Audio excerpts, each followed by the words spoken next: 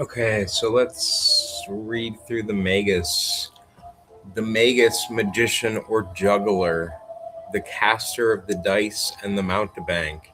In the world of vulgar trickery, this is the colportage interpretation, and it has the same correspondence with the real symbolical meaning that the use of the tarot and fortune telling has with its mystic construction according to the secret science of symbolism.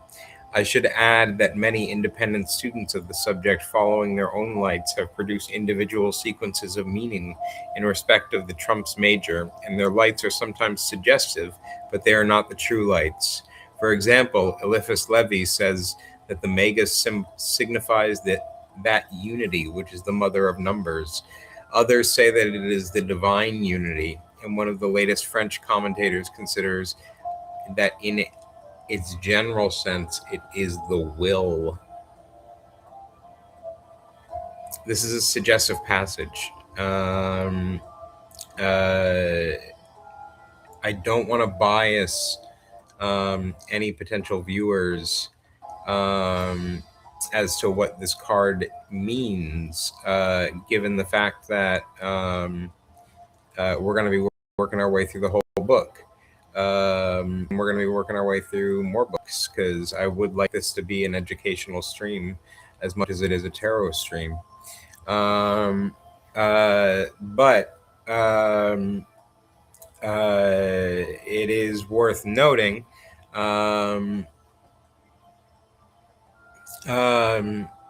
this idea of the mage as trickster. He is also someone who is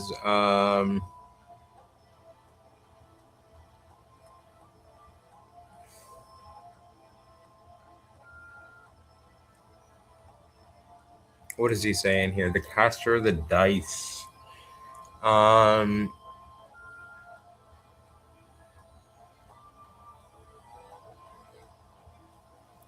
Eliphas Levi is an interesting example, by the way. As far as I'm aware, Eliphas Levi is the earliest.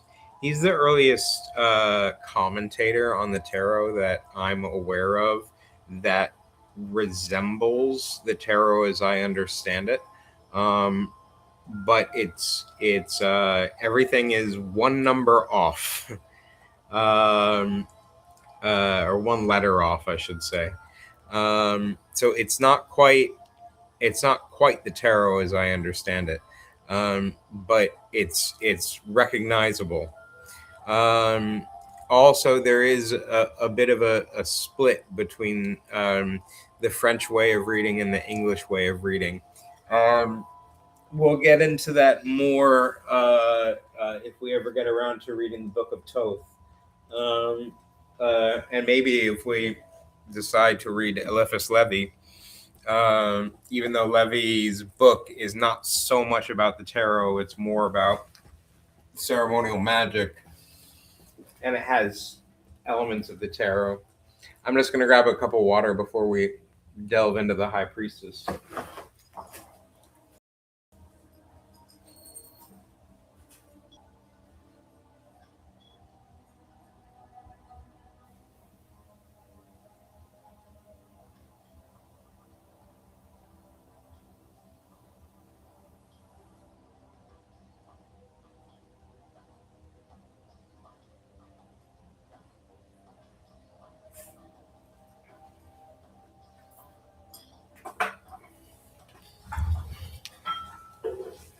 It's worth noting as well that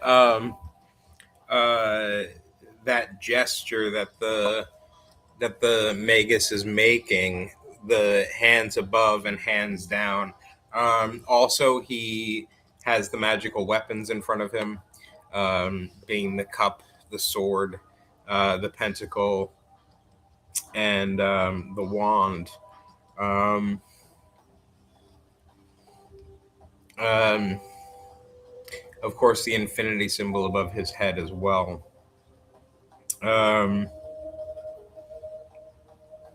It's an interesting and provocative interpretation of the card.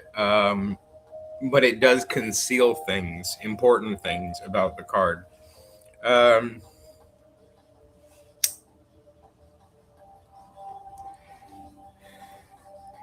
um, Reading a text like this in like a study environment is a little tricky because I don't want to necessarily give away uh, the things that he's hiding, but I will say that there's a lot being hidden here. Um, Number two, the High Priestess, the Pope Joan, or female pontiff. Early expositors have sought to term this card the Mother or Pope's wife, which is opposed to the symbolism. It is sometimes held to represent the divine law and the gnosis, in which case the priestess corresponds to the idea of the Shekinah.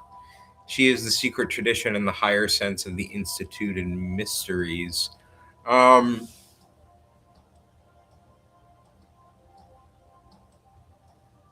Again, there's stuff going on that he's alluding to, but that's actually a pretty spot on exposition of the high priestess. She does correspond to the divine law, and specifically gnosis.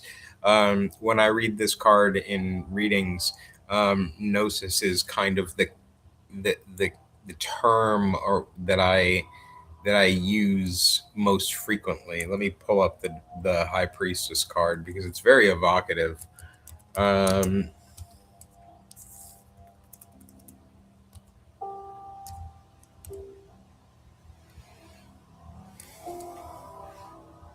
so, oh, it's reversed. Damn it.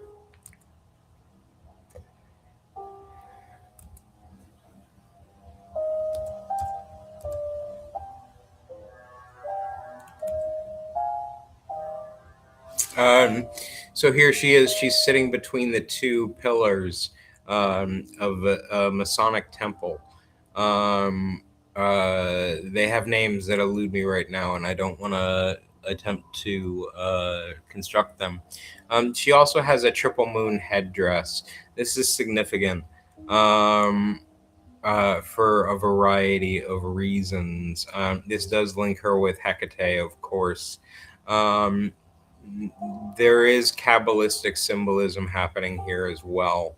If you know what the tree of life looks like, then you'll know that it's essentially made of three pillars, and she would be the middle pillar, and on either side would be the pillar of severity and the pillar of mercy. Um, what's next? The Empress is next.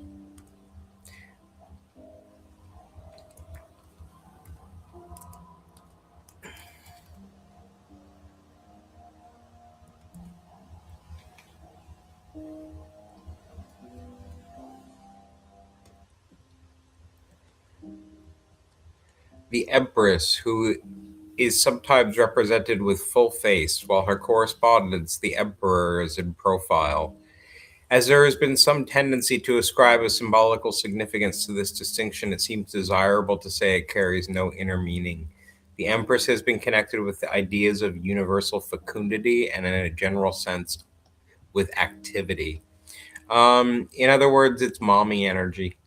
Um, the Empress is a warm, fuzzy energy. She's sort of the nurturing mother figure in the tarot, as I understand her. It's worth noting that she is the number three, which is associated with Binah in the Kabbalah, which is the Great Mother. Um, uh, she is associated with Venus. I believe there is a Venus on the card itself. Um, Venus, of course, standing for love. The Empress is a little bit more love in the sense of like I love my family, I love my friends, I love my dog, I love God. It's love in this sense, love in a more universal sense.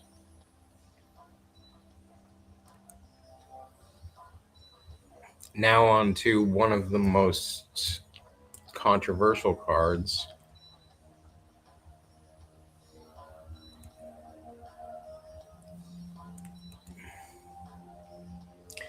Emperor. This is controversial for meanings that are for reasons that we will get into again if we tackle the Book of Thoth. The emperor, by imputation, the spouse of the former. He is occasionally represented as wearing, or in addition to his personal insignia, the stars or rainbow of some order of chivalry. I mean this to show that the cards are a medley of old and new emblems. Those who insist upon the evidence of the one may deal if they can with the other. No effectual argument for the antiquity of a particular design can be drawn from the fact that it incorporates old material. But there is also none which can be based on sporadic novelties, the intervention of which may signify only the unintelligent hand of an editor or a late draftsman.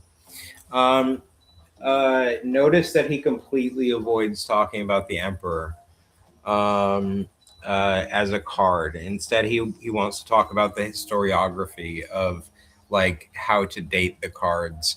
And he's saying essentially that like the fact that there's old symbolism doesn't tell you very much, and the fact that there's new symbolism doesn't really tell you very much either.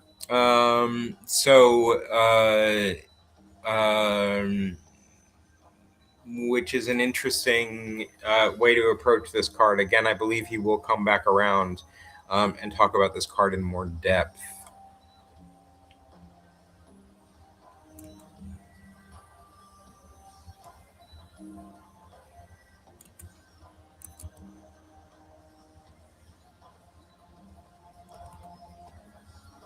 Next out is the Hierophant. The Hierophant, called also the spiritual father and more commonly and obviously the Pope. It seems even to have been named the abbot, and then its correspondence, the high priestess, was the abbess or mother of the convent. Both are arbitrary names. The insignia of the figures are papal, and in such cases, the high priestess is and can only be the church, to whom the priest and priests are married by the spiritual rite of ordination. I think, however, that in its primitive form, this card did not represent the Roman pontiff, which is an interesting claim because in the Marseille deck, um, he is called Le Papa, he's called the Pope. Um, uh, he is a spiritual leader of some kind. Again, you do have this structure of pillars on either side with him at the center. That's This is a kabbalistic. This is a reference to the tree of life.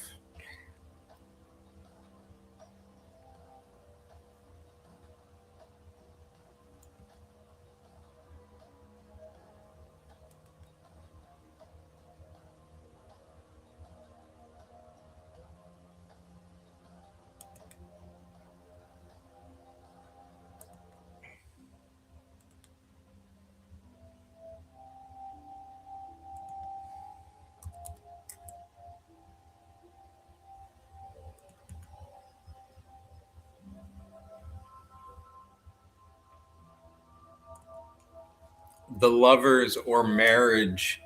This symbol has undergone many variations, as might be expected from its subject. In the 18th century form by which it became first known to the world of archaeological research, it really is a card of married life, showing father and mother with their child placed between them, and the pagan Cupid above. In the act of flying his shaft is, of course, a misapplied emblem. The Cupid is of love beginning rather than of love in its fullness, guarding the fruit thereof. The card is said to have been entitled Simulacrum Fide, um, the symbol of conjugal faith, for which the rainbow as a sign of the covenant would have been a more appropriate concomitant. The figures are also held to have signified truth, honor, and love, but I suspect that this was, so to speak, the gloss of a commentator moralizing. It has these, but it has other and higher aspects. um, Waite knows better than this. Um, it's very tempting to read this card as straight up marriage or love or something like that. That is not what this card means. Um,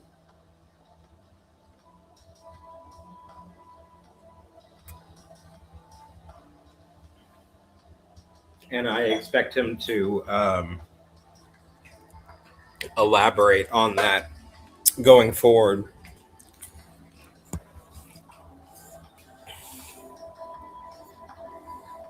What's next? The Chariot.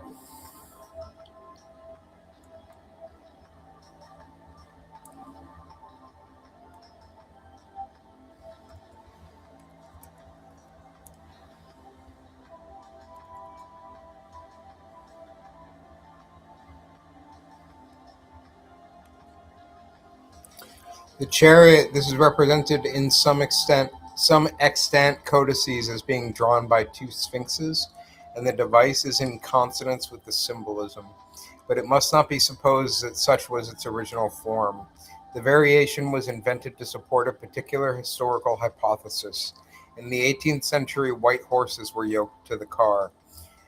As regards its usual name, the lesser stands for the greater. It really is the king in his triumph, typifying, however, the victory which creates kingship as its natural consequence, and not the vested royalty of the fourth card.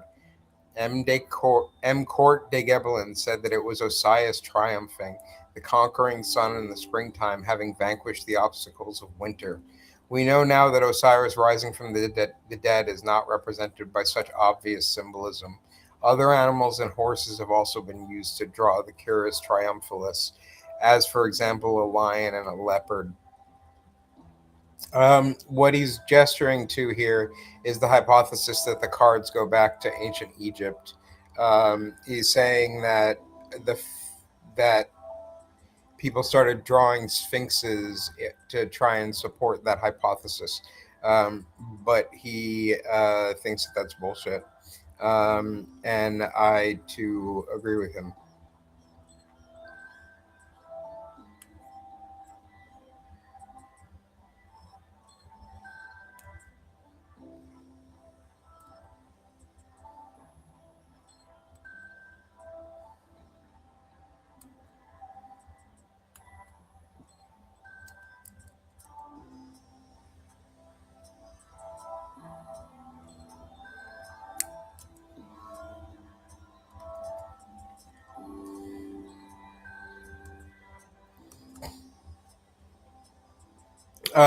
This card is called Strength, or he calls it Fortitude here.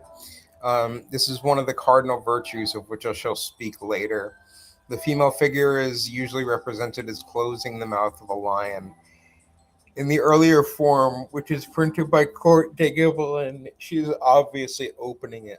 The first alternative is better symbolically, but either is an instance of strength in its conventional understanding and conveys the idea of mastery.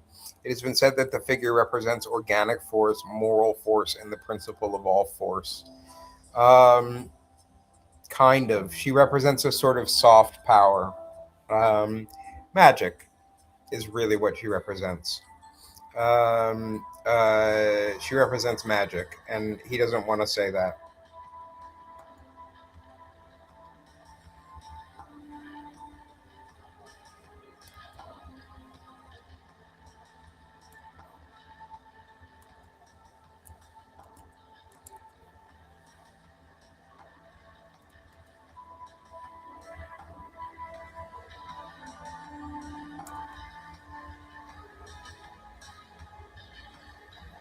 The Hermit. Ooh, this is a nice meaty chapter.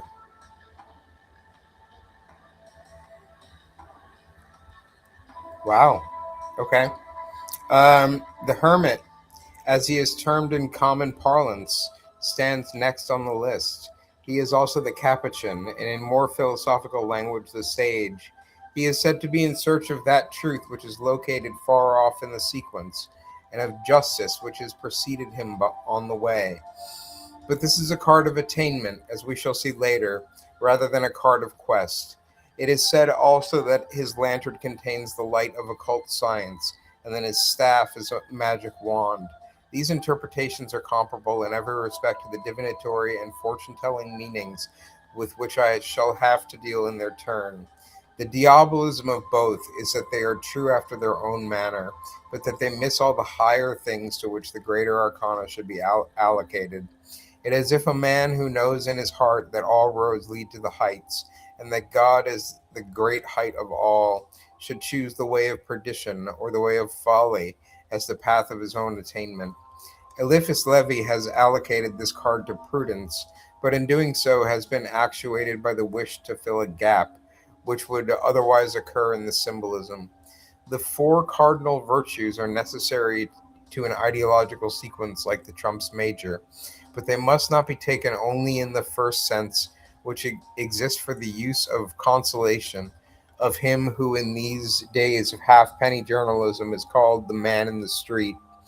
If their proper understanding, they are the correlatives of the counsels of perfection, which have been similarly re expressed, and they read as follows: A transcendental justice, the counter equilibrium of the scales. When they have been overweighed so that they dip heavily on the side of God, the corresponding counsel is to use loaded dice when you play for high stakes with Diabolus. The axiom is aut deus aut nol. B. Divine ecstasy as a counterpoise to something called temperance, the sign of which is, I believe, the extinction of lights in the tavern.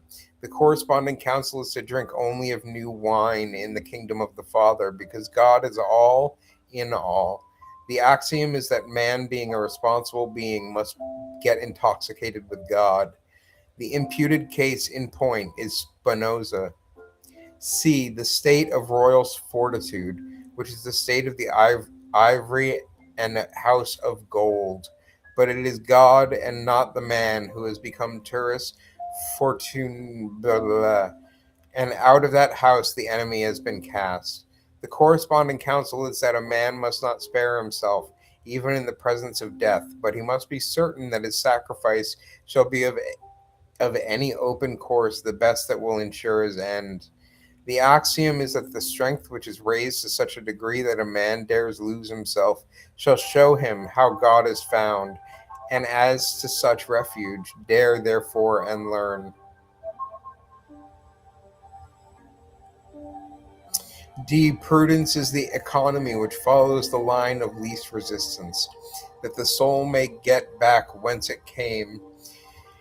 It is a doctrine of divine parsimony and conservation of energy, because of the stress, the terror, and the manifest impertinences of this life. The corresponding counsel is that the true prudence is concerned with the one thing needful. An axiom is waste not, want not. The conclusion of the whole matter is a business proposition founded in the law of exchange. You cannot help getting what you seek in respect of the things that are divine. It is the law of supply and demand. I have mentioned these few matters at this point for two simple reasons. A, because in proportion to the impartiality of the mind, it seems somewhat more difficult to determine whether it is vice or vulgarity which lays waste the permanent world more pitilessly. B, because in order to remedy the imperfections of the old notions, it is highly needful on occasion to empty terms and phrases of their accepted significance, that they may receive a new and more adequate meaning.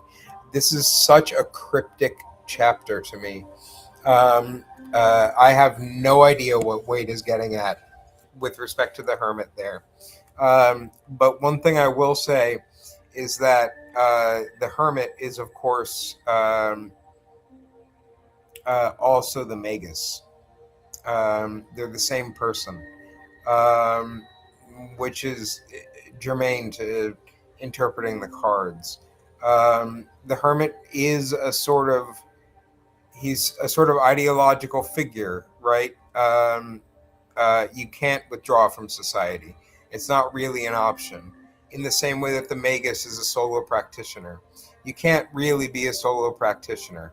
Um, you need a community in order for your practice to be instantiated in the world in a meaningful sense.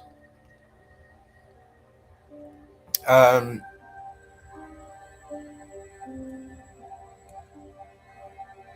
the Wheel of Fortune. There is a current manual of cartomancy which has obtained considerable vogue in England, and amidst a great scattermeal of curious things to no purpose, it has intersected a few serious subjects. In its last and largest edition, it treats one section of the tarot, which, if I interpret the author rightly, it regards from beginning to end as the Wheel of Fortune. This expression being understood in my own sense, I have no objection to such an inclusive though conventional description. It obtains in all the worlds, and I wonder that it has not been adopted previously as the most appropriate name on the side of common fortune telling. It is also the title of one of the trumps major. That indeed of our concern at the moment, as my subtitle shows, of recent years, this has suffered many fantastic presentations, and one hypothetical reconstruction which is suggestive in its symbolism. The wheel is seven radii. In the 18th century, the ascending and descending animals were really of nondescript character, one of them having a human head. At a summit was another monster with the body of an intermediate beast, wings on its shoulders and a crown on its head. It carried two wands in its claws. These are replaced by the reconstruction by a hermanubis rising with the wheel, a sphinx couchant at the summit, and a typhon on the descending side. Here is another instance of an intervention in support of a hypothesis, but if the latter be set aside, the grouping is symbolically correct and can pass as such.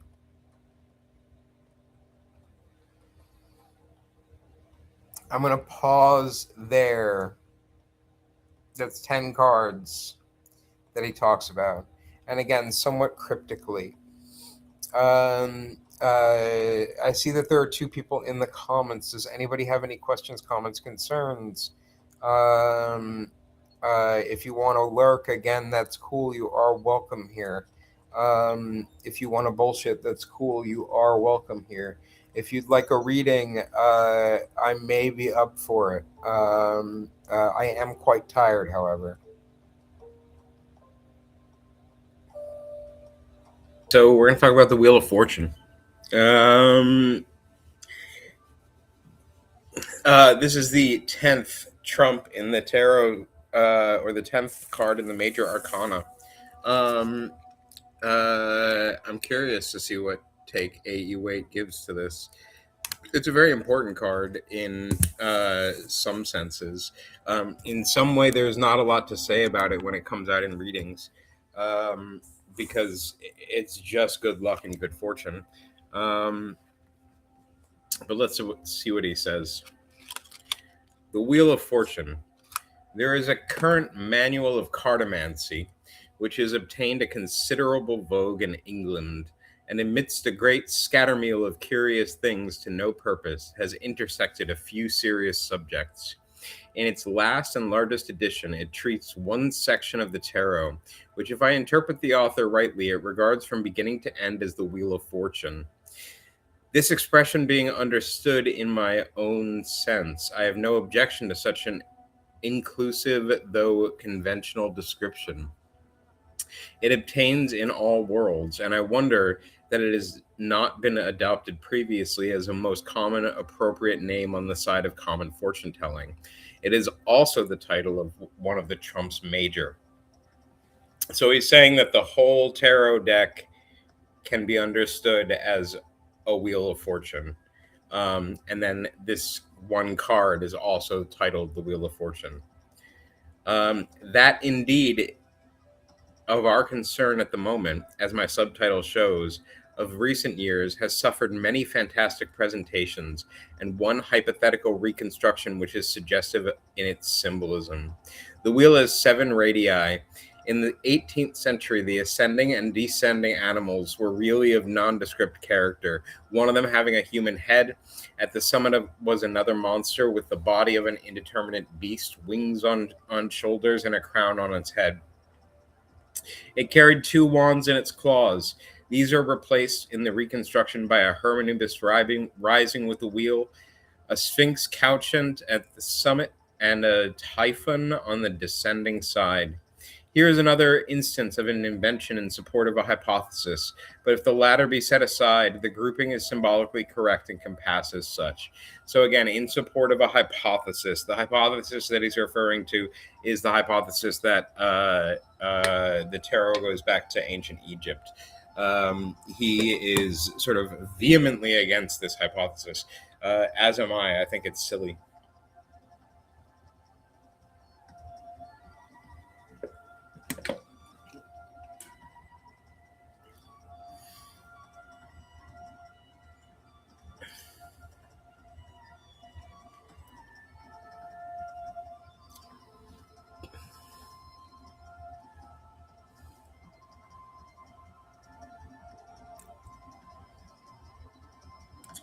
Now, next out is Justice. I want to pull up the card.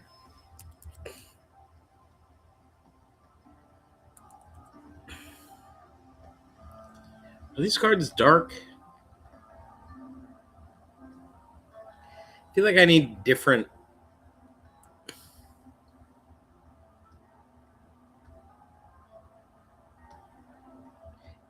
filters for different.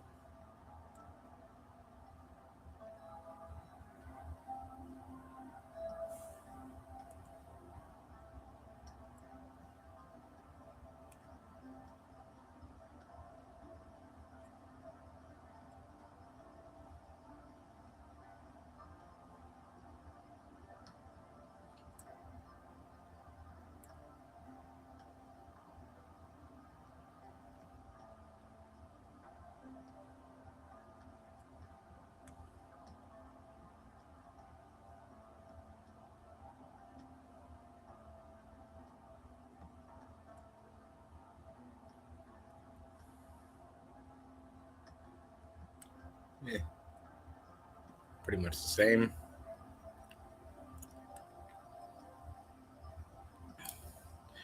Justice.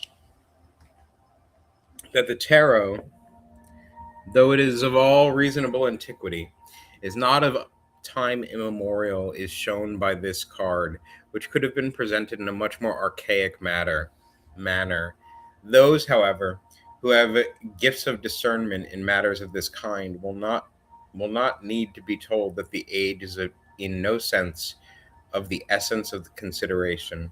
The right of closing the lodge in the third craft guide of masonry may belong to the late 18th century, but the fact signifies nothing.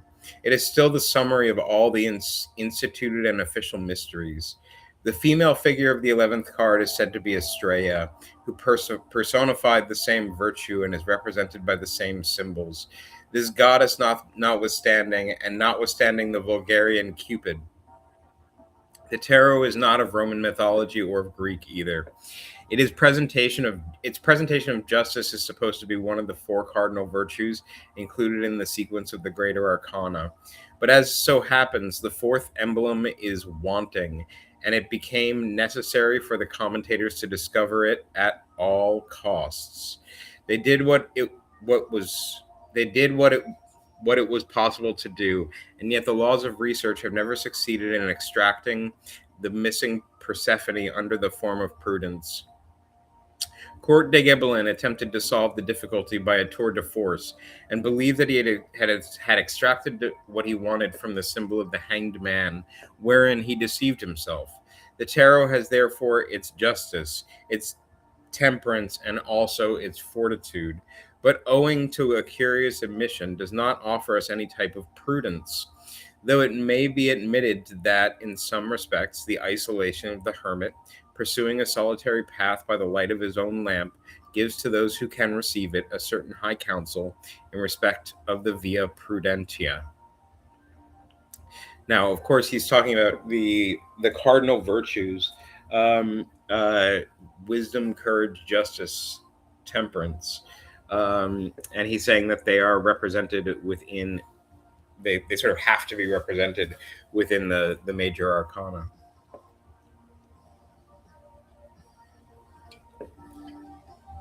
This is a very Christian idea, by the way. Waite was a very Christian man, which is why it always perplexes me when people are very sort of sometimes I'll get clients who are very um, uneasy with the tarot because of a Christian background, and a lot of the time I soothe them by pointing out that A.E. Waite was himself a Christian.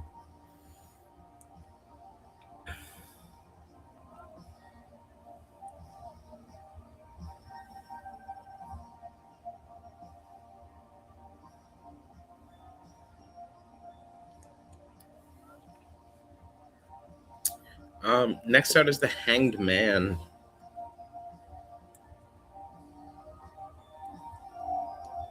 I don't know if I'm going to make it through all of them tonight, but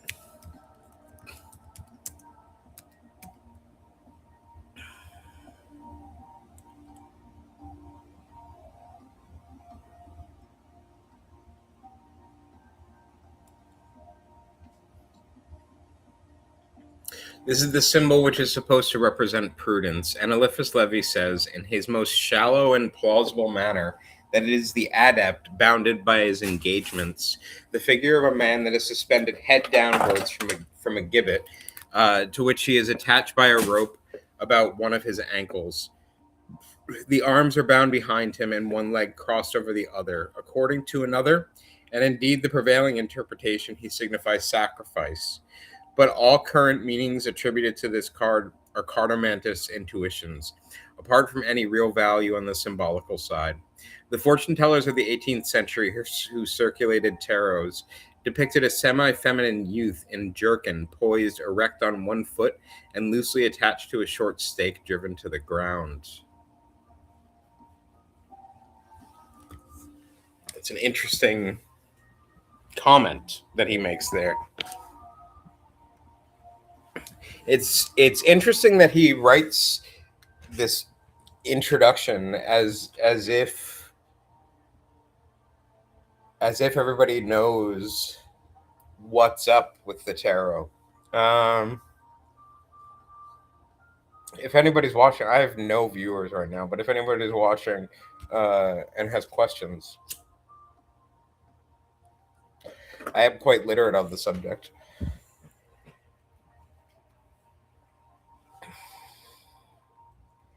Next out.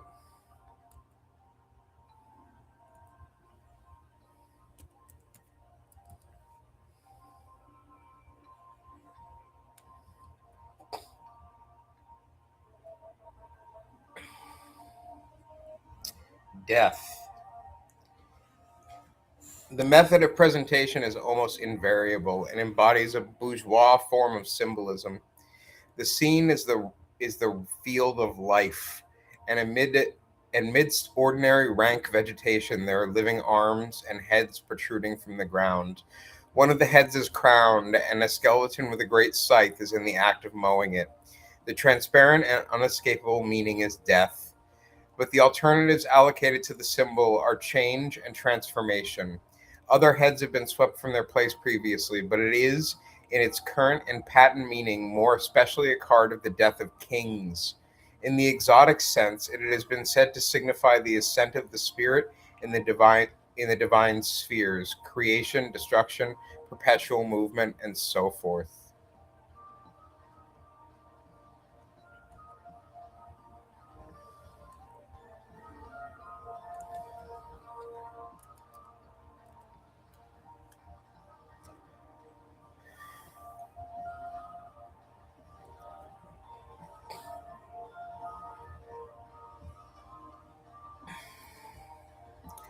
Temperance, the winged figure of a female who, in opposition to all doctrine concerning the hierarchy of angels, is unusually allocated to this order of ministering spirits, is pouring a liquid from one pitcher to another. In his last work on the tarot, Dr. Papoose abandons the traditional form and depicts a woman wearing an Egyptian headdress. The first thing which seems clear on the surface is that the entire symbol has no especial connection with temperance, and the fact that this design has always obtained for the card offers a very obvious instance of a meaning behind meaning, which is the title in chief to consideration with in respect of the tarot as a whole. Again, lots of suggestive language here. Um, uh, Waite presents the tarot almost the way that David Lynch uh, presents a film.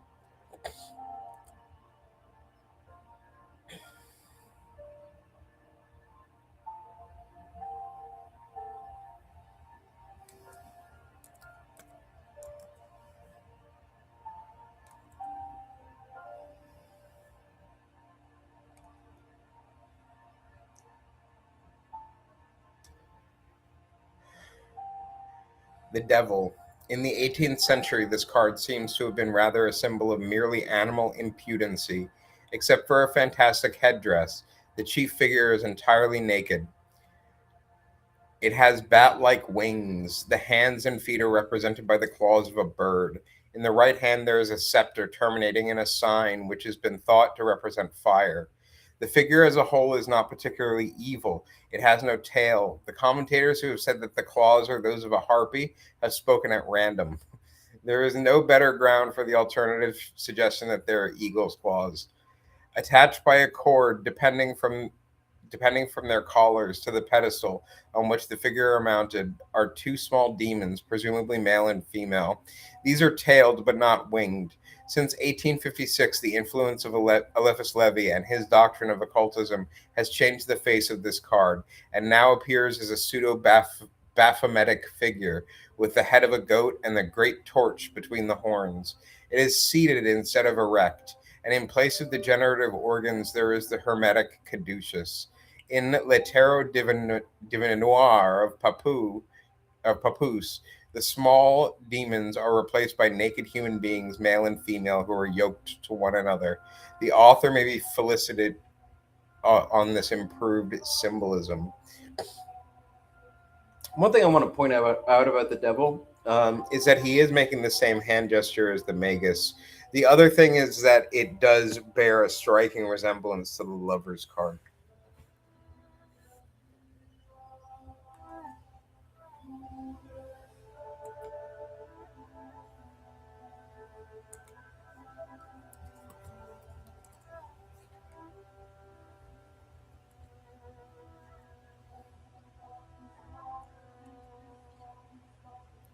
The tower struck by lightning. The alternative titles are the Castle of Plutus, God's House, and the Tower of Babel. In the last case, the figures following, therefore, are held to be Nimrod and his minister. It is assuredly a card of confusion, and the design corresponds, broadly speaking, to any of the designations except for Maison Dieu, unless we are to understand the house of God has been abandoned and the veil of the temple rent. It is a little surprising that the device has not so far been allocated to the destruction of Solomon's temple, when the lightning would symbolize the fire and sword with which that edifice was visited by the king of the Chaldees. I personally tend to read this as the Tower of Babel.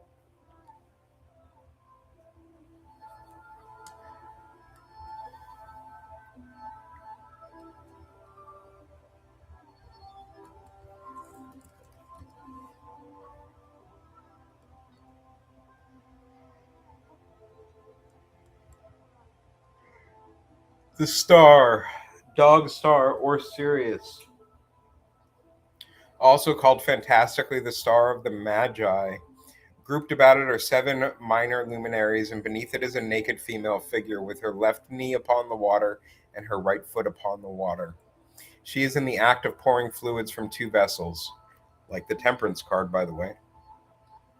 A bird is perched on a tree near her, for this is a butterfly on a rose, and it has been substituted in some later cards. So also the star has been called that of hope. This is one of the cards which Court de Gebelin describes as wholly Egyptian, that is to say, in his own reverie.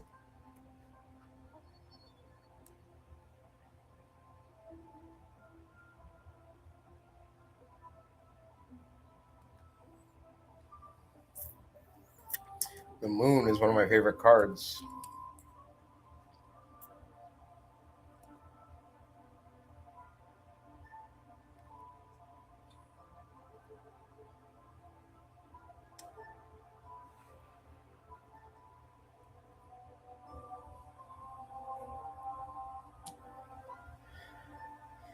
Some 18th century cards show the luminary on its waning side. In the debased edition of the Atea, it is the moon at night in her plenitude, set in a heaven of stars.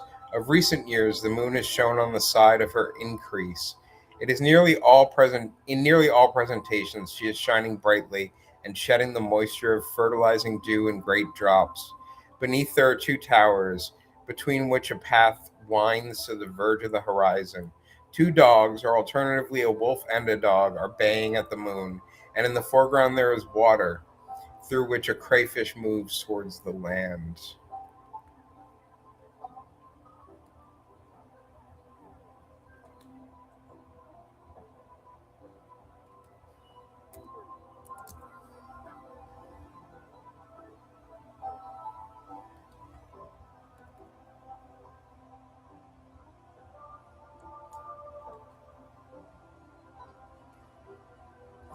The sun, the luminary, is distinguished in older cards by chief rays that are waved and salient, and alternately by the second salient rays.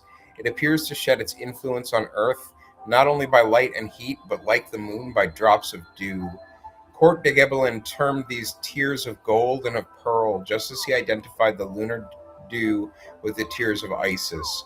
Beneath the dog star, there is a wall suggesting an enclosure, as it might be, a walled garden wherein there are two children, either naked or lightly clothed, facing a water and gambling or running hand in hand.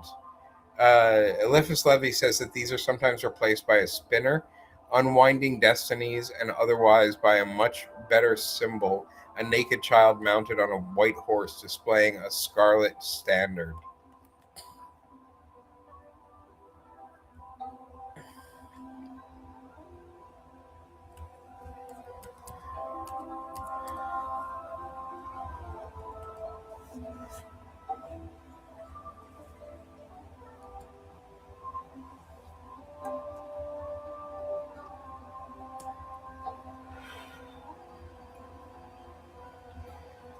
The Last Judgment. I have spoken of this symbol already, the form of which is essentially invariable, even in the Atea set.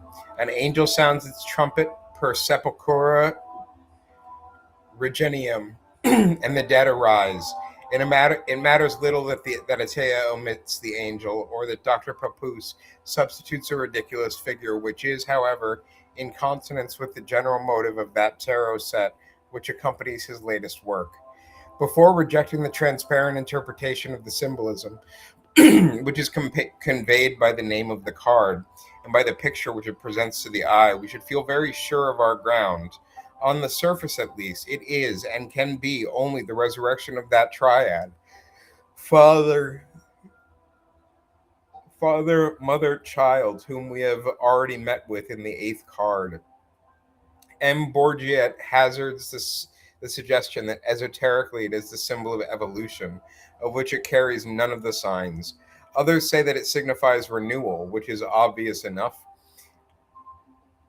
that it is the triad of human life, that it is the generative force of the earth and eternal life. Court de Gebelin makes himself impossible as usual and points out that if the gravestones were removed, it could be accepted as a symbol of creation.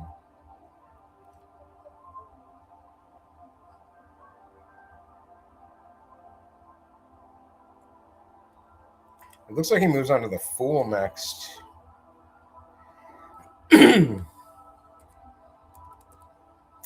Interesting place to place the Fool. 21, which, however, in most of the arrangements is the cipher card. Number nothing. The Fool, Mate, or Unwise Man. Court de Gebelin places it at the head of the whole series as the zero, or the negative, which is presupposed by numeration.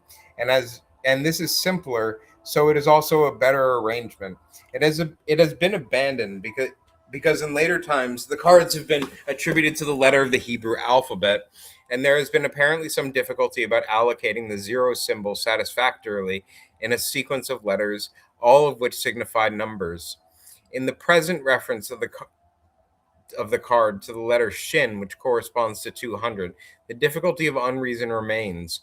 The truth is that the real arrangement of the cards has never transpired. The fool carries a wallet. He is looking over his shoulder and does not know that he is on the brink of a precipice, but a dog or other animal, some call it a tiger, is attacking him from behind. He is hurried to his destruction unawares. Atea has given a justifiable variation of this card, as generally understood, in the form of a court gesture with cap, bells, and motley garb. The other descriptions say that the wallet contains the bearer's follies and vices, which seem bourgeois and arbitrary. This is the first place where Waite mentions that the major arcana cards correspond uh, to Hebrew letters, and it's wrong. It's in the wrong place, and it's the wrong letter.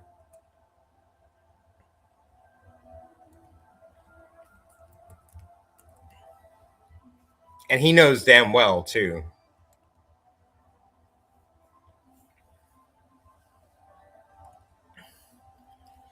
The world, the universe, or time, the four living creatures of the apocalypse and Ezekiel's vision, attributed to the evangelists in Christian symbolism, are grouped about an elliptic garland as if it were a chain of flowers intended to symbolize all sensible things. Within this garland, there is the figure of a woman, whom the wind has girt about the loins with a light scarf, and this is all her vesture. She is in the act of dancing and has a wand in either hand. It is eloquent as an image of the swirl of the sensitive life, of joy attained in the body, of the soul's intoxication of the earthly paradise, but still guarded by the divine watchers, as if by the powers and graces of the holy name, the tetragrammaton, YHVH, those four ineffable letters which are sometimes attributed to the mystical beasts. Eliphas Levi calls the garland a crown and reports that the figure represents truth. Dr. Papoose connects it with the absolute and with the realization of the great work. For others, it is a symbol of humanity and the eternal reward of a life that has been spent well. It should be noted that in the four quarters of the garland, there are four flowers distinctively marked. According to P. Christian, the garland should be formed of roses, and this is the kind of chain which Eliphas Levi says is less easily broken than a chain of iron. Perhaps by antithesis, but for the same reason, the iron crown of Peter may be more lightly on the heads of sovereign pontiffs than the crown of gold on kings.